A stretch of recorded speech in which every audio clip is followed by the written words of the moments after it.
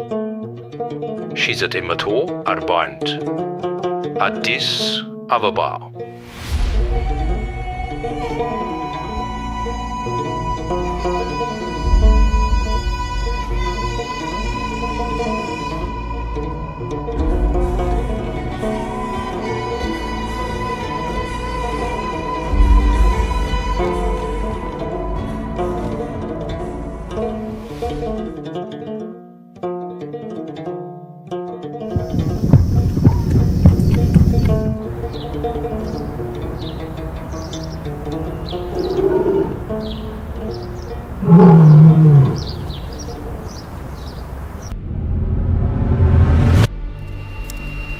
እንደው ደግሞ ምን ጥለው ብንሄዱ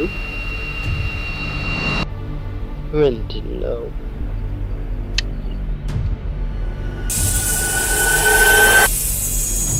በስላሃ በወይለት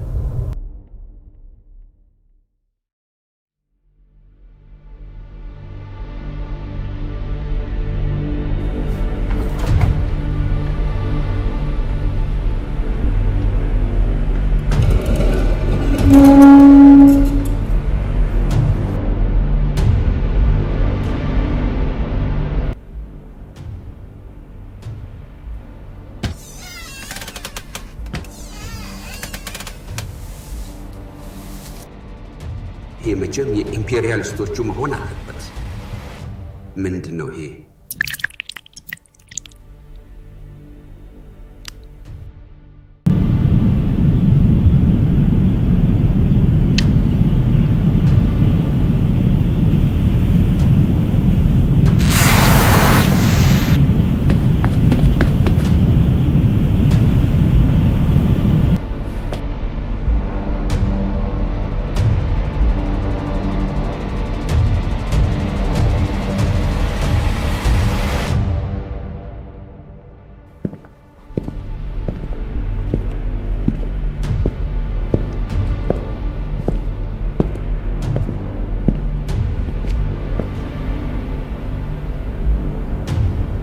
ይገርማል። የቤተ መንግስቱ ጠባቂ ነው ያሳየኝ። ጣሊያኖች ትተውት የሄዱት ነው። ምን እንደሆነ ግን ማንም ማወቅ አልቻለም።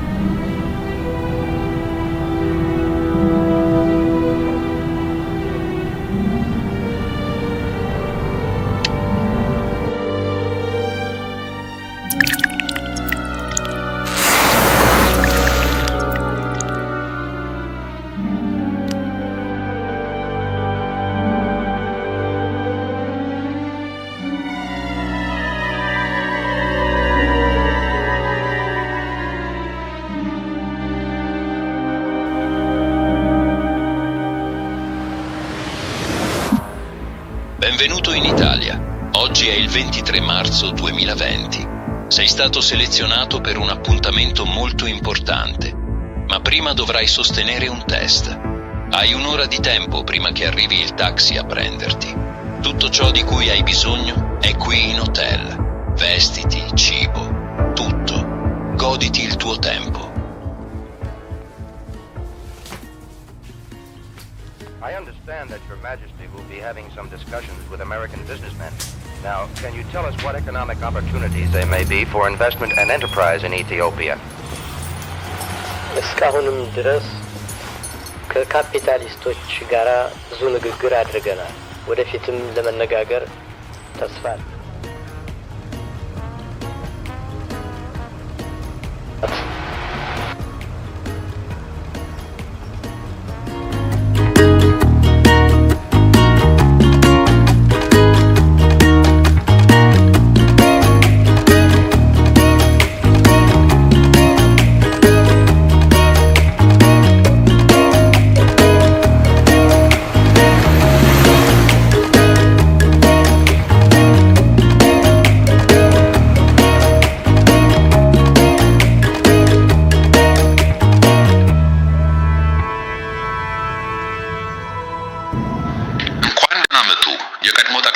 ኃይለማርያም ደሳለኝ አሁን ያሉት ሮም 2020 ዓመተ ምህረት ላይ ነው። ወደዚህ የተጋበዙት ለታላቅ ሹመት ሲሆን ከሹመቱ በፊት ግን የሚኖር ታላቅ ፈተና ይኖረዋል። ታዲያ ወደ ቦታው ለመሄድ በባቡሩ ስክሪኖች ላይ የሚታየውን አቅጣጫ ይከተሉ።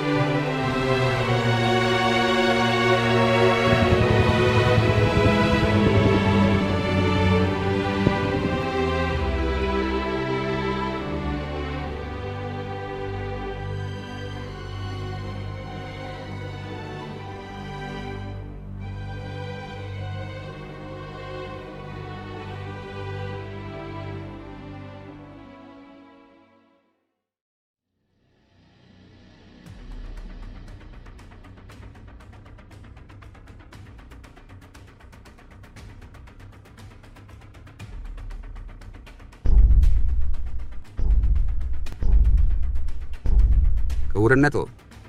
አቤት። ማን ልበል? ማን? አላወቁኝም። ኮሎኔል መንግስቱ ነኝ። መንግስቱ ኃይለማርያም። መርሳት ጀምረዋል መሰለኝ።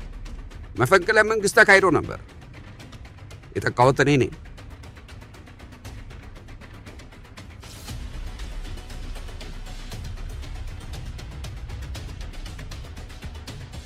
ትተዋወቃላችሁ መሰለኝ። እኔ መለስ ዜናዊ ነኝ። የኢትዮጵያ ጠቅላይ ሚኒስትር ከ1991 እስከ 2012 የአመፁ መሪ ማለት ነው። አገዛዝን ያንኮታኮተው አመፅ ጠቅላይ ሚኒስትር መለስ ግርማዊነቱ ኮሎኔል መንግስቱ፣ እኔ ከጠቅላይ ሚኒስትር ኃይለማርያም ደሳለኝ ይባላሉ። ቆይ ምን ጉድ ነው? ምን ውስጥ ነን? እንጃ ብቻ ከዘመናችን ወጣ ያለን ይመስላል። ቆይ እንዴት ነው እዚህ ውስጥ የመጣ ነው? ሞተን ነው እንዴ? ታይም ትራቨል የጊዜ ጉዞ ያ ሁላችንም ያገኘነው መሳሪያ ያንዳንዳችንን እዚህ ያመጣን ይመስለኛል። የፈረንጅ አስማት ነው። ወጣቶቹን ውጭ ልከው የምዕራባውያንን አስማት አስመጡብን። በአስማትማ ኮሙኒስቶች አይበልጡንም ብለህ ነው? ምን ለማለት ነው? እባካችሁ ሰከን በሉ። መጀመሪያ የመጣንበትን እንወቅ።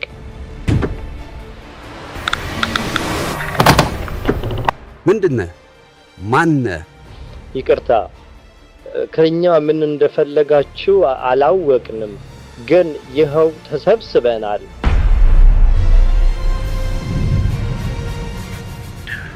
ውድ ኢትዮጵያ የቀድሞ መሪዎች እንኳን ደህና መጣችሁ። እኔ የአርቲፊሻል ኢንተለጀንስ ሮቦት ነኝ። ወደፊት ዓለምን ለማስተዳደርና ለመምራት እያኮበኮብኩ ነው። እናንተም በየዘመናችሁ ተቀምጦላችሁ የነበረውን የጉዞ መሳሪያ እንድትነኩ ተደርጎ ነው ወደዚህ የመጣችሁት። ለምን ከዘመናችን አመጣህን? የዚች ዓለም ጉዳይ ከወገንተኝነት በጸዳ መልኩ እንድከታተል ስልጣን ተሰጥቶኛል እና ክትትሌን ከድሮ መጀመር እንዳለብኝ ተረዳው። ስለዚህ የዓለምን የቀድሞ መሪዎች ለመሰብሰብ ወሰንኩ። በነገራችን ላይ እዚህ ቦታ ላይ ያላችሁት እናንተ ብቻ አይደላችሁ። እንግዲህ እንደምታዩአቸው የሁሉም ሀገር የቀድሞ መሪዎች በየሀገራቸው ተከፋፍለው እኔን እየጠበቁ ነው። ስለዚህ 20 ደቂቃ ብቻ ነው ያላችሁ። ለምኑ? ሀገራችሁ ዙሪያ አጭር ፈተና ለመውሰድ ነው። በአመራር በስነ ምግባር እና በመርህ ዙሪያ ፈተና ትፈተናላችሁ። በጦርነት ስናቅታችሁ በፈተና ልታሸንፉን ነው? ዓላማው ለመሸናነፍ አይደለም። ለመሸናነፍማ ያው እርስ በርሳችሁ ተሸናንፋችሁ እኮ ነው እዚህ ያላችሁት።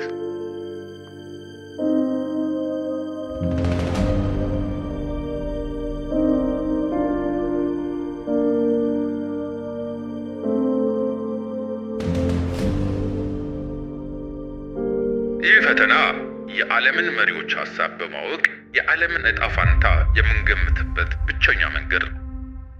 በዚያው አንዳችሁ ከአንዳችሁ ጥንካሬና ስህተት ተምራችሁ ትሄዳላችሁ። በቃ ወይ ሌላ ቀን መልሳችሁ ጥሩኝ። እኔ የኢሰፓ ስብሰባ አለብኝ። እኔም የኮፐንሃገኑ ስብሰባ ይጠብቀኛል። እኔም ሀገሪቷ በእንጥል ጭስቻት ነው የመጣሁት። ገና እኮ ትላንት ነው መልቀቂያን ያስገባሁት። አዎ ሀገራችሁ በእንጥልጥል ላይ ናት። ሀገራችሁ በእሳት ላይ ተንጠልጥላ እናንተ ስብሰባ ትላላችሁ። ኤርትራ ይታለች። ውይ ተገነጠለች እኮ ሄደች። አዎ ሄደች እና ወታደሮቻችን ደማቸውን ያፈሰሱት በከንቱ ነው ማለት ነው? አዎ በከንቱ ነው። በጨረሻው እንደዛ ሆኗል። ይቅርታ ግን አሁን ለጎንዮሽ ውይይት ጊዜ የለን። ደቂቃው የሄደ ነው። እንግዲህ ፈተናው ይሄ ነው። እንደምታዩት ሀገራችሁ ከስሩ እሳት አለ። እናንተ ጥያቄ በተሳሳታችሁ ቁጥር ኢትዮጵያና ሕዝቦቿ ወደ እሳቱ ይጠጋሉ። እያንዳንዱ ጥያቄ በአስተዳደር፣ በጎሳ ፖለቲካ፣ በአመራር ውሳኔና በግጭት አፈታት ላይ ባላችሁ መርህ ዙሪያ ነው። ጥያቄዎቹን በእውነትና በሐቀኝነት መመለስ አለባችሁ። ከዚያ መልሶቻችሁ አሁን ካለው እውነት አንጻር ይመረመሩና የሀገራችሁን ዕጣ ፋንታ ይወስኑታል። በትክክል ካልመለሳችሁ ወዲያው ወደ ዘመናችሁ ትመለሳላችሁ። እዛው ተመልሳችሁ ሀገራችሁን እሳት ውስጥ ትጨምራላችሁ። እሳት ውስጥ ትጨምራላችሁ ማለት ፈተናውን ከወደቃችሁ ሀገራችሁ እሳት ውስጥ ትወድቃለች ማለት ነው። ፈተናውን ካለፋችሁ ከእሳቱ ትርቃለች። እናንተም ከሌሎቹ የዓለም የቀድሞ መሪዎች ጋር ተቀላቅላችሁ በሀገራችሁ ዕጣ ፋንታ ዙሪያ ትወያያላችሁ። ካላለፋችሁ ደግሞ እኔ ሆናለሁ ዕጣ ፋንታዋንም መወስነው። ምንም አይረባ ነገር ነው የምታወራው። ኢትዮጵያ ቀላል ሀገር መሰለች እንዴ? በብረት አሻንጉሊት የምትመራ ሰውም ሆነን አልቻልናትኛ። እውነት ግን እናንተ ሀገራችሁን በሰውነት ነው የመራችኋት? ምን ማለት ነው? በሰውነት መርታችኋት ቢሆን ኖሮማ ለሰው ታዝኑ ነበር፣ እልቂት ታስቀሩ ነበር፣ ረሃብና መከራ ታስቆሙ ነበር። በእርግጥ እኔ ሮቦት ነኝ። ወደፊት እኔ መሪ ብሆን ለሰው አላዝንም፣ አራራም። ግን እንደናንተ እውቀት አለኝ፣ ሎጂክ አለኝ፣ ኃይል አለኝ። በተረፈ ሌላ የግል ፍላጎት የለኝም፣ አድላዊነት የለኝም፣ ቂም የለኝም፣ ጎሳ የለኝም። ጠንክሮ መምራት ብቻ ነው የኔ ዓላማ። የተቀመጠልኝን ዓላማ በትክክል ነው ማስፈጽመው። እኛም እኮ ዓላማችን እሱ ነው። ሁላችንም የምንፈልገው ጠንካራ የተባበረች ኢትዮጵያ ነው። ግን የተከፋፈለች ኢትዮጵያ ናት ከፊት ለፊታችሁ ያለችው። በእርግጥ እዚህ መድረሳችን በጣም ያሳዝናል። ግን እያንዳንዳችን የዘመናችንን የመሪነት ሸክም ተሸክመናል። ሁላችንም ለህዝባችን ግድብ አይኖረን ኖሮ መሪ አንሆንም ነበር። ሁላችንም ከነንከናችን በምንችለው አቅም ሁሉ ለመምራት ሞክረናል። አዎ ሞክራችኋል። እያንዳንዳችሁ በየዘመናችሁ የታመመችና የተከፋፈለችን ሀገር ለመምራት ታግላችኋል። ምንም ጥያቄ የለውም። ብዙ አዎንታዊ አስተዋጽኦ አበርክታችኋል። እድገትም አሳክታችኋል። አፄ ኃይለ ሥላሴ የኢትዮጵያን ኩራትና ዓለም አቀፋዊ ክብር አቀጣጥለዋል። ኢትዮጵያን አዘምነው የአፍሪካን አንድነት አስከብረዋል። ኮሎኔል መንግስቱ ለገበሬው መሬት ሰጥተው ሰፊውን ህዝብ ትምህርት አስተምረዋል። ማንበብና መጻፍን አስፋፍተዋል። ጠቅላይ ሚኒስትር መለስ የኢኮኖሚ መነቃቃትን አምጥተዋል። ለባህላችን ሞዛይክ እውቅና ሰጥተዋል። ጠቅላይ ሚኒስትር ኃይለማርያም ልማትን አጠናክረዋል። ለሰላማዊ ስልጣን ሽግግር መልቀቂያ አስገብተዋል። ከስልጣን ይልቅ ሰላምን መርጠዋል። ነገር ግን የእርስ በርስ እልቂትና ደም መፋሰስ፣ የጎሳ ውዝግብ፣ ረሃብ፣ ድህነት፣ ኢፍትሐዊነት ወዘተ በዘመናችሁ አልፈዋል። እንደ መሪ የቱንም ያህል ብትሆኑ እነዚህን ግን ልትፈቱት አልቻላችሁም። ቂሙን፣ በቀሉን፣ ደም መፋሰሱን፣ ጭቆናውን፣ ግፉን፣ አድሎውን ግን ልታስቆሙ አልቻላችሁም። ስለዚህ የዛሬው ፈተና የመምሪያ መሪዎቻችሁ ወደፊት ሀገራችሁ ከሚያስፈልጓት መፍትሄዎች ጋር የተጣጣሙ መሆን አለመሆናቸውን ለይቶ ዕጣ ፈንታዋን ይወስናል። ይገርማል። ሰዓቱን በእርስ በርስ ምልልስ ገደል ነው። አሁን 13 ደቂቃ ብቻ ነው የቀራችሁ። ስለዚህ አንድ ጥያቄ ብቻ ነው የምትጠየቁት። እንጀምር። አፄ ኃይለ ሥላሴ የመጀመሪያው ጥያቄ አዎ ወይም አይደለም። የአንድ ሀገር መሪ ያለ ዲሞክራሲያዊ ተጠያቂነት በህዝቡ ላይ ፍጹም ስልጣን ሊኖረው ይገባል? ያው እኔ ህዝቦችን እንድመራ የተሾምኩ ሉዓላዊ ገዥ ነኝ። በህዝቡ ላይ ፍጹም ስልጣን ሊኖረኝ ይገባል። መልሱ ትክክል አይደለም።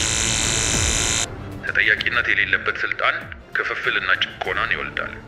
አንድነትና መረጋጋት የሚገኘው በትብብርና በጋራ መግባባት እንጂ በአንድ መሪ ድንጋጌ ብቻ የት ወሰዳችኋቸው? ወደ ዘመናቸው ተሰልፈው። እሺ፣ ፈተናው ቀጥሏል። ኮሎኔል መንግስቱ ኃይለማርያም አዎ ወይም አይደለም። ፍርሃትና ብጥብጥን በመጠቀም ብሔራዊ አንድነትና የፖለቲካ አስተሳሰብን ማስከበር ተገቢ ነውን? አዎ፣ አገርና አብዮትን ለማስጠበቅ አስፈላጊውን መንገድና እርምጃ ሁሉ መወሰድ አለበት። መልሱ ትክክል አይደለም። ፍርሃትና ብጥብጥ የእርስ በርስ እልቂትን፣ ቂምንና በቀልን ይወልዳሉ። ዘላቂ አንድነትን ግን አያመጡም።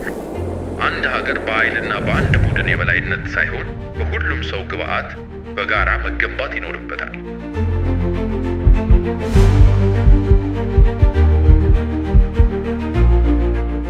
እሺ፣ ቀጣይ ጥያቄ። ጠቅላይ ሚኒስትር ኃይለማርያም ደሳለኝ አዎ ወይም አይደለም። አንድ መሪ ህዝባዊ ተቃውሞና ብጥብጥ ሲገጥመው ሰላምን ለማስጠበቅ ሲል በገዛ ፍቃዱ ስልጣን መልቀቅ አለበት? አዎ፣ የህዝብን ጥቅም የሚያስከብርና ደም መፋሰስን የሚያስቀር ከሆነ ከስልጣን መውረዱ ትክክል ነው። ትክክል።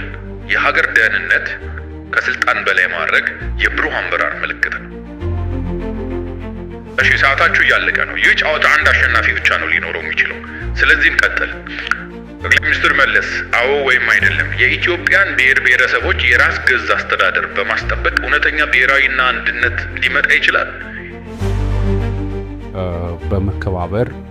በመተባበር በጋራ ራዕይ ከሆነ አንድነት ሊመጣ ይችላል። ግን የጋራ ራዕይ እንዲኖር መጀመሪያ መስማማትና አንድነት ያስፈልጋል እና የኢትዮጵያ ብሔር ተኮር የአስተዳደር ሲስተም በመጨረሻ ብሔራዊ አንድነትን ያስጠብቃል ብለው ያምናሉ?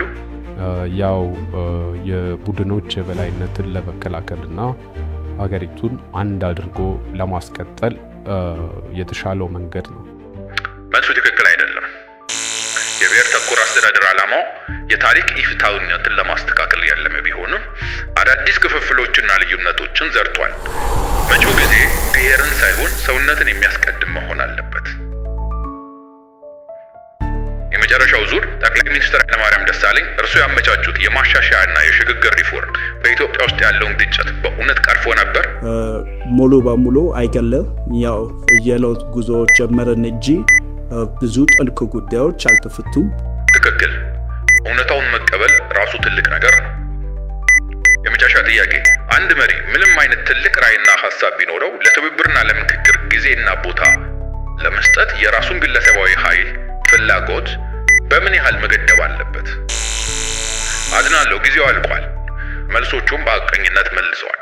ግን ፈተናው በጊዜ የተገደበ ነበር። ሰዓቶት አልቋል። ፈተናው አልቋል። የተገደበ ነበር። ሰዓቶት አልቋል። ፈተናው አልቋል። አሸናፊው እኔ ነኝ።